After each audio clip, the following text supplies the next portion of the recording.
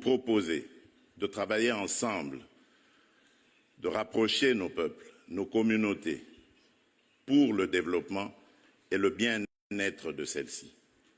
À aucun moment, je n'ai affiché une attitude belliqueuse, quelle qu'elle soit, à l'égard du Rwanda ou de l'Ouganda ou d'un autre de nos 9 voisins.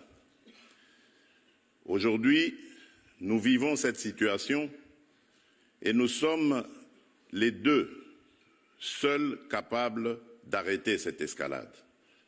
Je le dis en prenant à témoin le président João Lourenço, notre président actuellement de l'Union africaine, dont je rends d'ailleurs un hommage particulier pour son implication dans cette crise et qui, comme vous le savez, était à quelques encablures de la régler définitivement. Mais malheureusement, sans aucune raison, en tout cas je n'en ai jamais entendu jusqu'à ce jour, vous avez boycotté cette cérémonie alors que nous étions à 98% déjà de recouvrer une paix durable.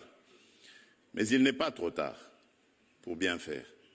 Et c'est pour ça que je prends à témoin ce forum et à travers lui le monde entier pour vous tendre la main, Monsieur le Président, à ce que nous fassions la paix des braves.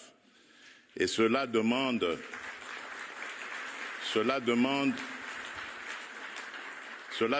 que vous donniez l'ordre aux troupes du M23 qui sont soutenues par votre pays d'arrêter cette escalade qui a fait suffisamment de morts comme ça. Nous les comptons par millions depuis des années. L'histoire nous jugera. Il est temps d'arrêter et de nous tourner vers la paix et le développement.